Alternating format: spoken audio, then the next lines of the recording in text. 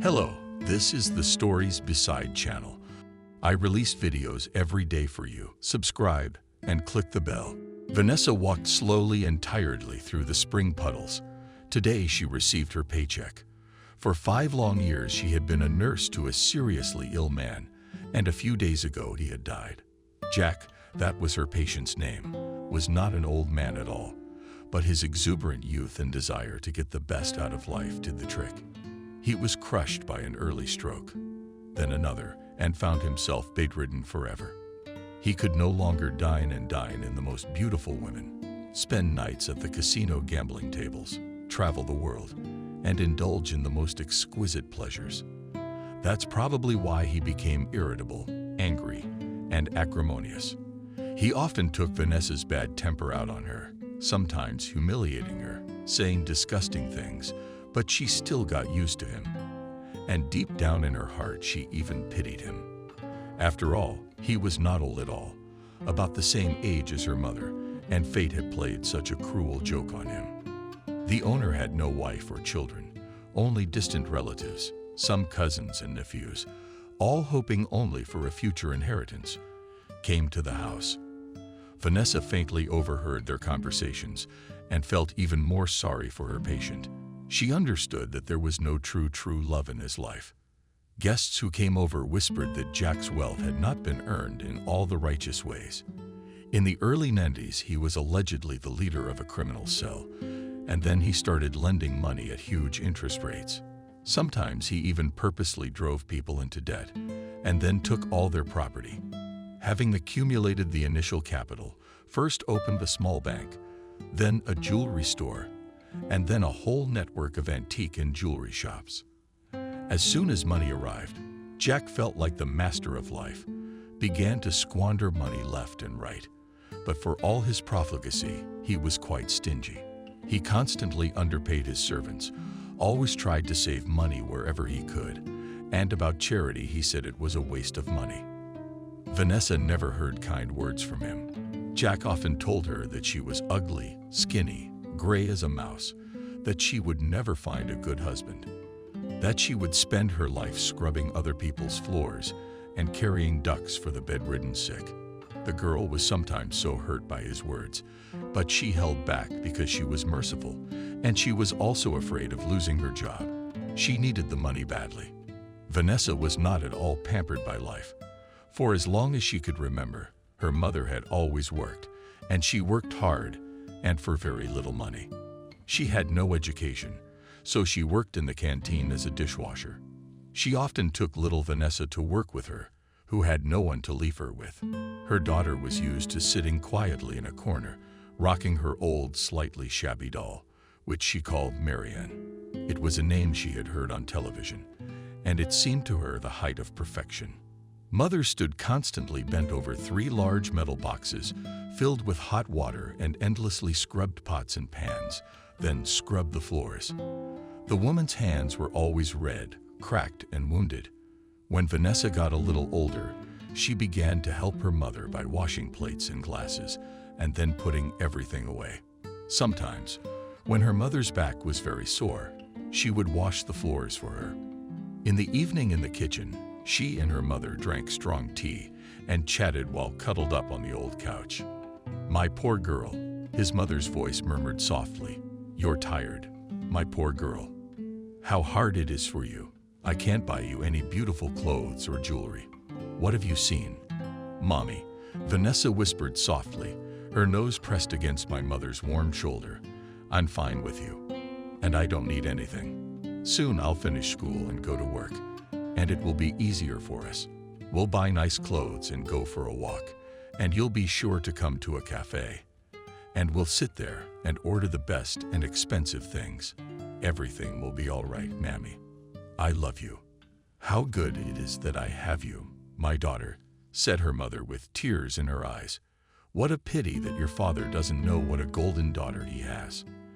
At this point, the conversation was usually interrupted. As a child, Vanessa often asked her mother where her father was. She was jealous that other girls had daddies who gave them beautiful toys and carried them in their arms. At first, her mother made up the idea that her father was a polar explorer and lived in Antarctica, from which there was no way to get there. But when the girl went to school and began to talk about her polar father, the boys raised her laughing. She soon realized that not everything that adults say can be believed and stopped pestering her mother with questions. And when she grew up, she realized that the man she loved had abandoned her mother when she found out she was pregnant. The story is trivial, but if it concerns you, it is very hurtful. That's how they lived with their mother, hoping for a better life. And it seemed like it was just around the corner. That's when Vanessa met David. It was like a fairy tale. The girl was walking down the street and broke her heel, almost fell over, flailed her arms, and accidentally hit the guy walking next to her. He picked her up and held her against him for a moment. Vanessa turned around and their eyes met, her gray blue and his brown. And in that moment it seemed to her that this was the guy she had been waiting for all her life. "Oh, I'm sorry," she babbled. "Nothing, dear girl. I'm ready to carry you in my arms for the rest of your life," the guy replied with a smile. "Let me introduce myself. I am David. May I ask your name?" "Vanessa," our heroine almost whispered. "Vanessa is my favorite name. I always knew that someday fate would send me a beautiful girl named Vanessa right into my arms. And so it happened. It was as if you fell into my arms from the sky. And now I am ready to carry you in my arms for the rest of my life." The girl was greatly embarrassed both by the guy's gaze and by his unfamiliar words. No one had ever called her beautiful or offered to carry her all her life in their arms. Vanessa never dated young men, never went on a date, and no one even asked her to dance at school discos. All her classmates had already had more than one affair, and she had never even thought about suitors. Her life before she met David had been gray and boring. School, lessons, housework, and help from her mother. But now she blossomed like in a fairy tale. David often invited her to the cinema, cafes, walks in the park. The guy gave her flowers, brought her candy and ice cream, met her mother. Everything was just like in beautiful movies about happy love. This beautiful time coincided with her final exams at school.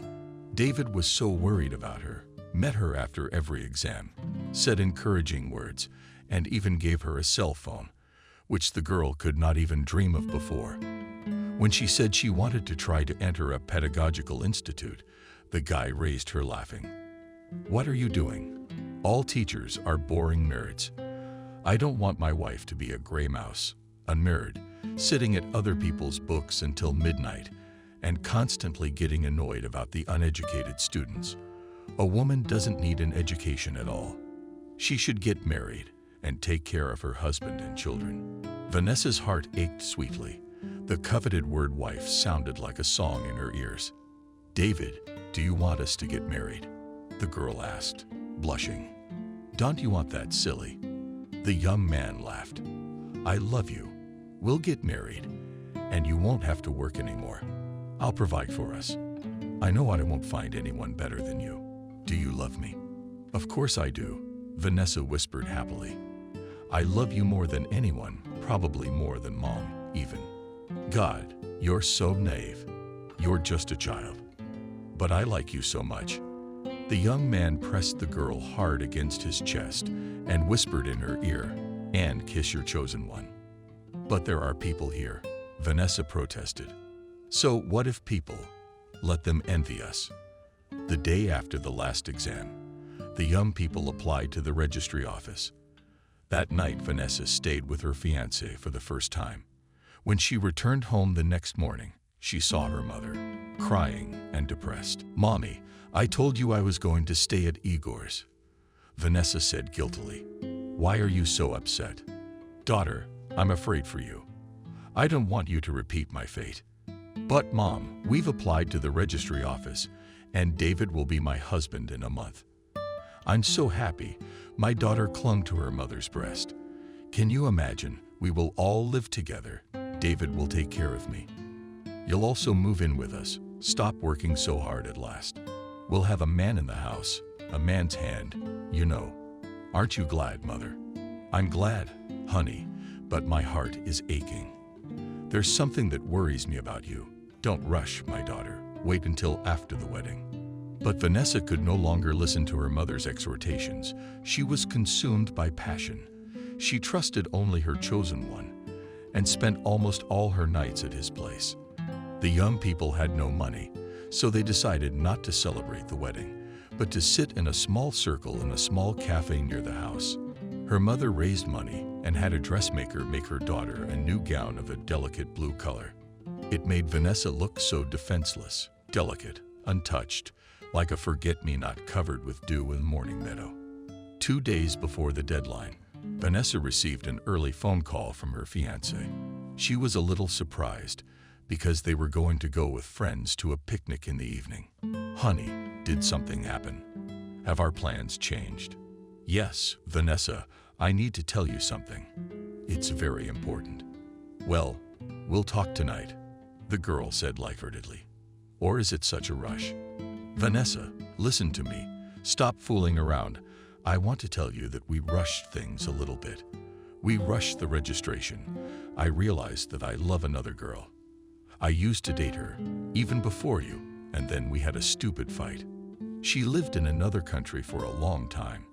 We didn't see each other, but she came back yesterday and called me right away. I realized that my feelings for her were not lost, and I hastened my decision to marry you. Forgive me, darling, but we had better break up now, while there is still nothing between us." David passed out, and Vanessa heard his cruel voice on the phone for a long time. "We'd better break up. Break up." She collapsed onto the couch as if dead, dry sobs tearing at her throat. A frightened mother ran into the room. "Daughter, what happened? What happened? Did something happen to David?" "He loves someone else," her words broke through her sobs and moans with difficulty. "He's always loved someone else. He's always loved her, and he's only had fun with me. My poor girl." My mother rushed to the girl and put her arms around her shoulders. "I told you, I warned you. God, why are we so miserable?" For days, Vanessa lay on the couch, turned to the wall. She hardly ever got up, didn't eat anything, and didn't want to talk to her mother. It seemed to her that life had collapsed and nothing good would ever come of it. But how cruelly mistaken the girl was. Just a week after Igor's dastardly betrayal, tragedy struck. Vanessa received a call on her cell phone, and an official voice dryly said, "Do you know Nina Favors?" "Yes, it's my mother." Vanessa babbled fearfully. "Is something wrong?" "Your mother is in hospital 5. She was hit by a car. Hurry up. She's in serious condition." It was as if the girl's heart was breaking. This is the real grief. "Mommy, my mommy, I wish you were alive. I wish I could see you. I wish I could hear your voice. Mommy." The girl frantically grabbed her clothes and ran out of the apartment, forgetting to lock the door. She had no recollection at all of how she got to the hospital, how she ran up to the 4th floor. She saw a young man in a police uniform near her room. When he saw her, he came towards her with quick steps and asked, "Are you Vanessa Favors?" "Yes," Vanessa whispered with dead lips. "What about Mom?" "She was hit by a drunk driver in a crosswalk. He tried to run away, but they arrested him. Your mother is in surgery." Vanessa did not remember how many agonizing hours she had spent in the dark corridor of the hospital, smelling of chlorine and grief. Then an elderly doctor came out to her and, shaking his head, said, "We've finished. We've done everything we can, but I have to warn you right away that it's not good. There is little hope for recovery. She has severe bruises and internal organs are damaged. Right now she's in intensive care. You can't go there, but we'll see tomorrow." Vanessa looked pleadingly at the doctor and asked, "Can I have just one look at Mom? Oh, please. I know Mommy will surely hear me, and it will be easier for her." She stretched it out just like a child, and the tears that had stood in her eyes for so long suddenly rolled down her cheeks at once. "Tomorrow," said the doctor tiredly. "Come back tomorrow morning. But now you'd better go home and sleep. You'll need a lot of strength." The old surgeon was right. It took Vanessa a lot of strength to get through those terrible days. Her mother was not getting better. She was raving, calling names, asking for forgiveness, and sometimes tears streamed down her emaciated cheeks. All the while Vanessa sat by her bedside uninterruptedly. She moistened her mother's lips with wet absorbent cotton, stroked her coarse hands, whispered sweet words, and all the time she saw with horror how the features of her beloved face sharpened, became alien, cold, and not at all like her mother's. On the third day after surgery, Nana opened her dim eyes and asked a little audibly, "Daughter, is that you?" "Mama, Mama, am I here? Are you feeling better?" "No, my daughter. I don't have much time left. I feel like I'll soon be gone. I'm so afraid to leave you alone, all alone in this world. But please write down the address. I'll dictate it to you now. Go there. It's my former classmate.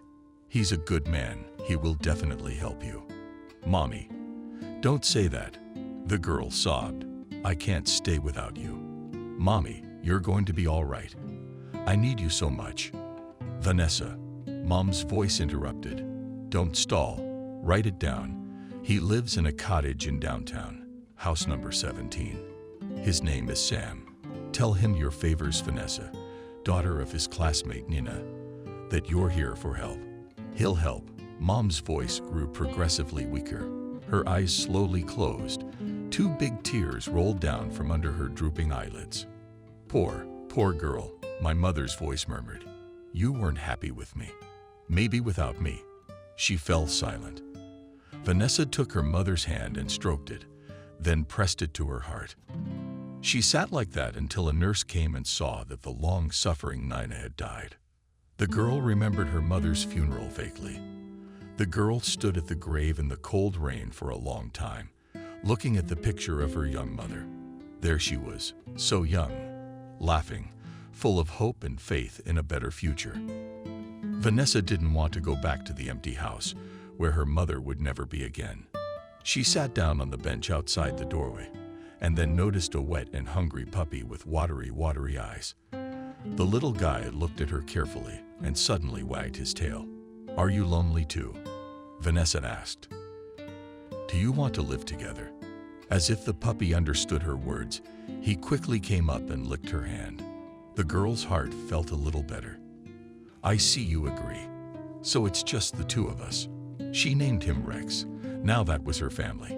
A week after the funeral, Vanessa remembered her mother's injunction, especially since there was no money at all, no profession, and she decided to go to the address left by her mother.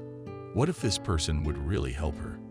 She had never been to this cottage community before, where only rich people lived. The house number 17 struck her with its luxury, and she especially liked the shady garden around the house. The girl timidly approached the locked gate and rang the bell. The guard approached, glancing disdainfully at her stumbling shoes and cheap dress, and asked, "What issue?" "I'm looking for Sam. Tell him that Vanessa, the daughter of his classmate Nina Favors, is here, please." Vanessa looked timidly at the serious security guard and feared he would refuse her. The guard went somewhere deep into the yard, and when he returned a short time later, he opened the gate and said, "Follow me. Don't talk too much, the master doesn't like it." He led the girl to a large arbor, which rose with its white carved roof over the green crowns of English-style bushes. There at the table, with a glass of cognac in his hand, sat a tall, full man with buttery eyes. He asked her, "Are you Vanessa, Nina's daughter? Why did you come? What's wrong with your mother?" "Mom died a week ago, and before she died she told me I could ask you for help." The girl looked at the man with eyes full of hope and pain, and added, "I just graduated from high school. I have nothing to live on. Help me, please." "What can you do?" he asked after a decent pause. "I only know how to wash floors and dishes. I always helped my mother at work. I was good at school. I wanted to go to a pedagogical institute, but I don't have any money. My mother and I always dreamed of moving to a bigger city where there are more opportunities, but we had no money for it. But we always dreamed that when I grew up and went to school, life would be easier for us, and we would definitely move there. My mother said that then happiness would surely smile on us. Vanessa tried as quickly and as much as possible to tell him about herself, so that this overbearing and tough man would not drive her away, but help her. How, in what way, she did not yet know, but it was her only hope. Yes, Nina really was a classmate of mine, and we got along quite well. I'll help you in her memory. You'll work as a maid in my house. My maid just quit. Go to the house. The guard will take you in. You'll find Anna. She'll tell you everything. Anna was the owner's old nanny. She really ran everything in the house. It is not to say that the woman greeted Vanessa friendly, but nevertheless she explained everything, introduced all the orders, and during the year the girl carefully monitored the cleanliness of the house. And after the master suffered a second stroke and remained permanently bedridden, Vanessa now became his day nurse. He was not a generous host, sometimes withholding his pay, sometimes punishing his servant with money, not shy about taking his bad temper out on the nurse, but still she had a job that fed her and her only friend Rex. True, now it was no longer a resentful little puppy, but a big good-natured dog, devoted to his mistress with all his canine heart. And now the owner was dead, and Vanessa wandered wearily home, having received full payment for her work. Her services were no longer needed. The girl thought that she would rest and sleep for a few days, and then start looking for a new job as a maid or a nurse, because she had learned nothing else to do. But the next morning brought her a surprise. The doorbell rang, and a medium-sized man in a formal black suit and with a formal expression appeared on the doorstep. He asked, "Ere you favors Vanessa, please show me your identification documents." The girl obediently took out her passport, the notary and executor of Mr. Sam, as he introduced himself, checked all the data, and then said, "According to the personal instructions of the late Lord Sam, I must give you this box. What's in it, I don't know. It is sealed, and I have not opened it. It's yours. Please sign here." And the man walked away businesslike. "Wow," a surprised Vanessa said to Rex, her only companion. "Something mysterious and enigmatic has been brought to me. What could it be?" She quickly removed the roll from the cellophane, then cut off the paper with the seal the box was wrapped in, and impatiently opened it. At that moment the room twisted before her eyes. In the box lay a fortune. Huge red, green, and blue stones in a gold setting glittered in the morning sun. "That's a huge fortune. All for me. How's that?" The girl began to go through the treasure she had received. She put the box on the table and began to take out her treasure one by one. Here was an exquisite ring with a huge ruby. It looked like an antique. Vanessa had seen such things in illustrations of novels and historical movies. And here's an amazingly crafted necklace, some silvery milky-colored stone in the center, and green and lettuce stones in white gold on the edges. A fine, dainty bracelet with a blue stone and a ring of the same kind surprisingly adorned her hand, which had never worn any expensive jewelry except a child's copper ring with an enamel flower. And here is a rather modest, but immediately visible, antique gold medallion with monograms. The medallion opened, and the girl saw a yellowed photo of a young woman, which reminded her involuntarily of her mother. Vanessa gazed in awe at the amazing things that had never been in her and her mother's poor little apartment. At the bottom were large earrings with shiny stones, and underneath them was a yellowed piece of paper. The girl carefully took the yellow piece of paper out of the box and unfolded it. The address was written there in large, almost childlike handwriting. Vanessa had never been to the town where the house at the address was located, though she knew from her mother that it was not far, only 100 kilometers away, but much larger and more beautiful. Mother often talked about this town, praising its beautiful squares, where it was so pleasant to walk in the summer. She said what clean streets there, and the main avenue was decorated with wonderful sculptures and fountains. Vanessa once asked, "Mom, you talk so much about this city. Were you born there, or is it connected with some fond memories?" To which Nina replied, No, my daughter, I just went there once, and I really like the town. And you and I will move there when we can, the girl asked. No, honey, we're definitely not moving there. Vanessa realized that this conversation was unpleasant for her mother and did not ask any more questions, but she remembered the name of the city and her mother's stories about the most beautiful places she wanted to see. I wonder how that piece of paper got into the jewelry box and who lives at that address, the girl asked herself aloud. Now the girl was turning to her only friend, Rex, who was sitting beside her, staring faithfully into her eyes.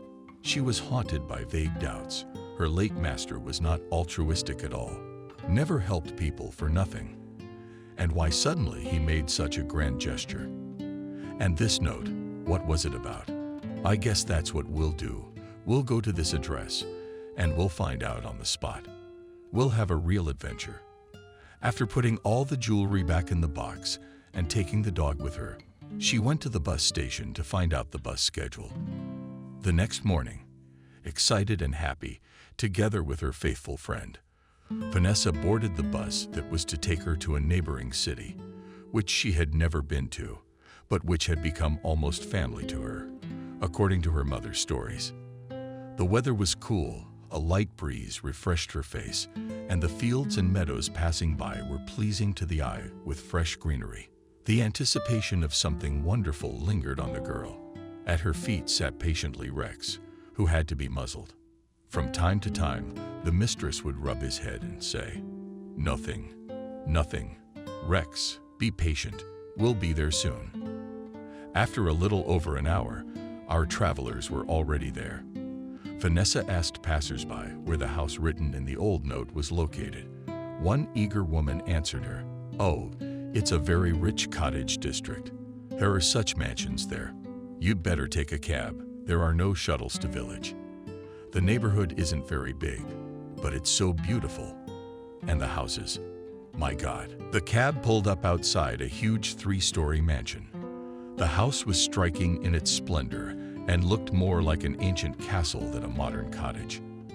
Our humble heroine had read only in novels about the French windows and the white marble staircase at the entrance, the 2 stone lions on either side of the front door, and the pattern molding on the eaves. There are such rich people who can afford to live in such a house, thought Vanessa involuntarily. Jack's house is just a hovel in front of this palace. I wonder who lives here. And why, after all, was the note with this address in the box that was meant for me? There's some mystery here. And the girl, overcoming her timidity, resolutely stepped to the door of the mansion. The door suddenly opened, and on the threshold was an elderly woman in her 70s. Again, Vanessa was struck by the uncanny resemblance to her mother. "Girl, who are you?" the woman asked, anxiously looking at the visitor's face. "Are you looking for someone? What is your name? Your face is so familiar." Behind the lady of the house stood an elderly man with completely white hair and wearing a beige wool jacket. "Oh, came to see us, dear?" he asked anxiously. "Do we have company?" "My name is Vanessa. Vanessa Favors." "How?" In 2 voices, the owners exclaimed, "What's your name? Isn't your mother Nina Favors?" "I am Vanessa Favors." "Yeah, that's right. It was just the 2 of us, just down the road from here in the next town." "Why do you speak of her in the past tense?" the mistress of the house asked with alarm in her voice, and the host looked at his guest with excitement. "Mom died. She suffered for several days in the hospital, but..." Tears came down like a hailstorm from the old woman's eyes, and her husband blushed heavily and covered his face with his hand. "Oh, my God. Poor Nina. She never forgave us, and we never had time to make up with her. God, what her pride drove her to. She was willing to live in misery and still not come to us first. And yet we looked for her. We waited so long for her." The mistress of the house invited her guest into the house.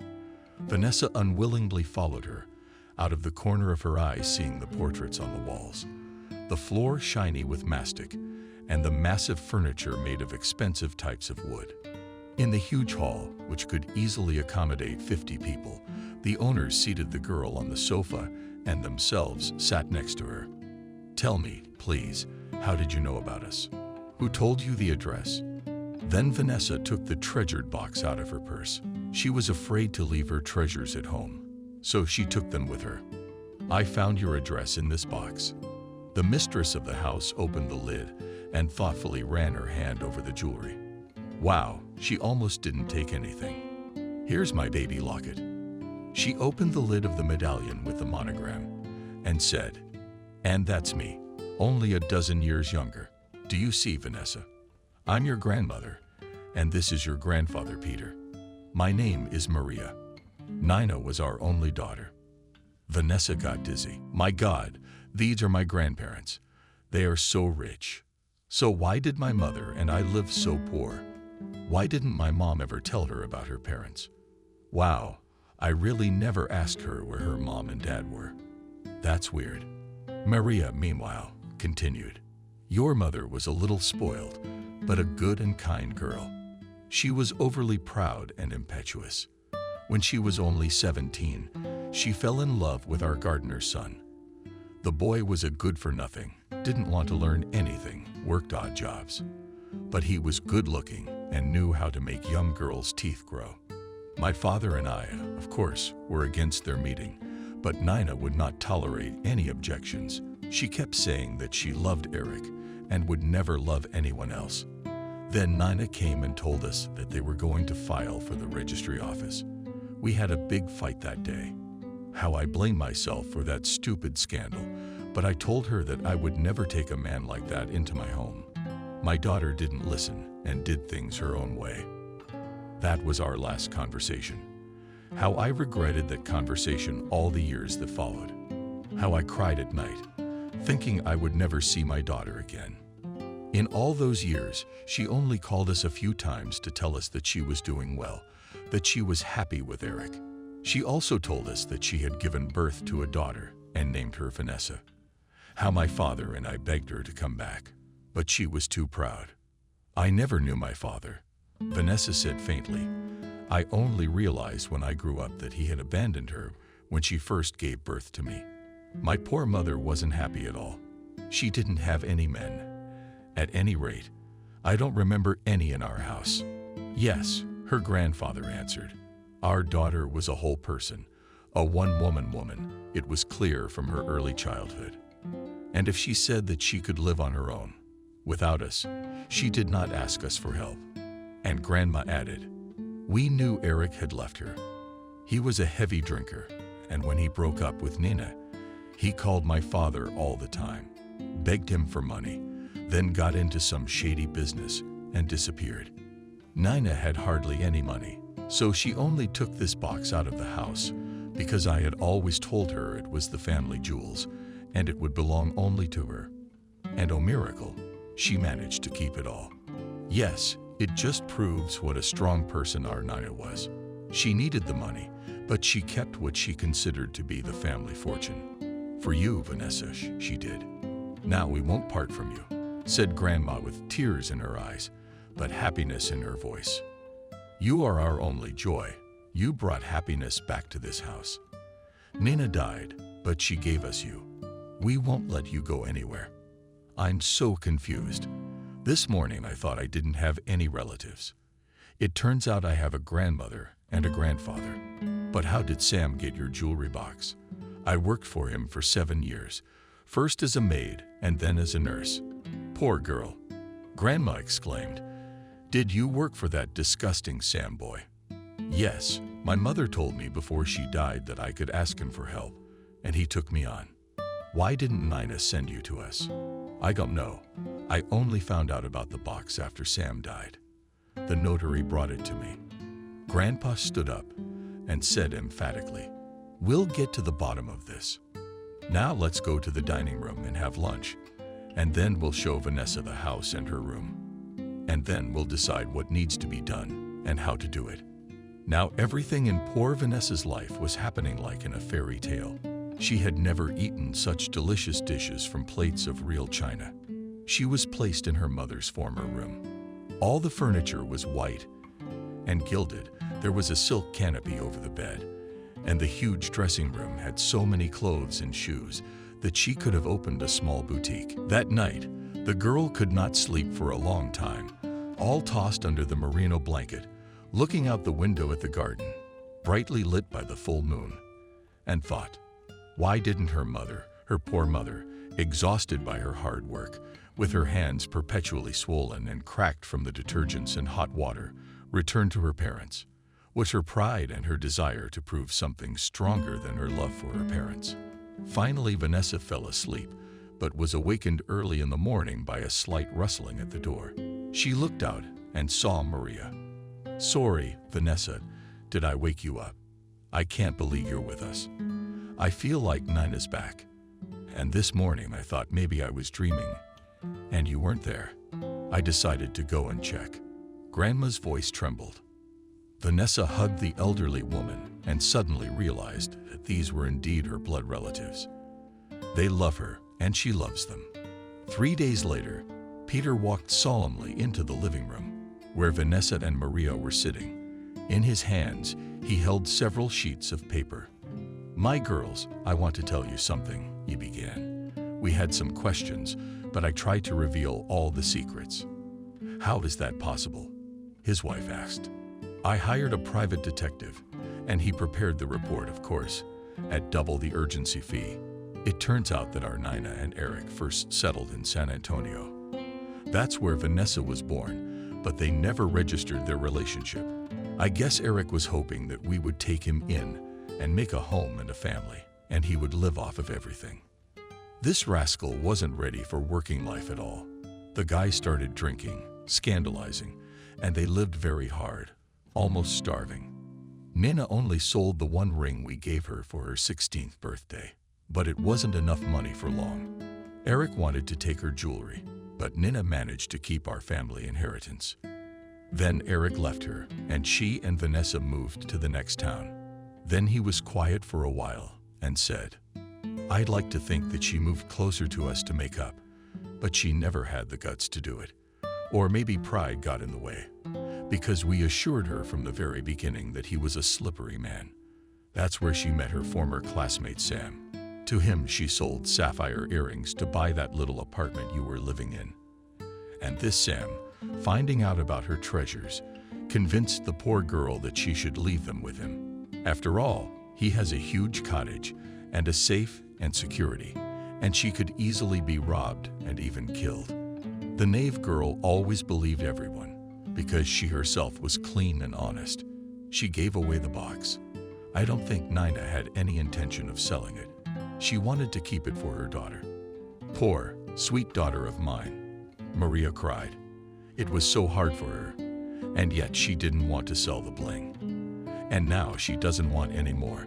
It breaks my heart to think of her hard life. Grandma, don't cry. I understand my mother's character better now, and I love and respect her even more. Vanessa wiped away her tears. And then what?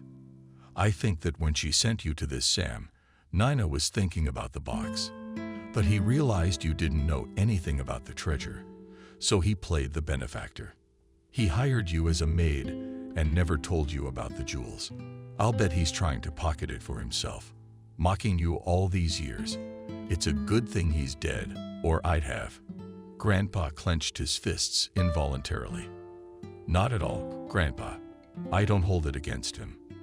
After all, he did return the box, and now I found you. I remember him from high school.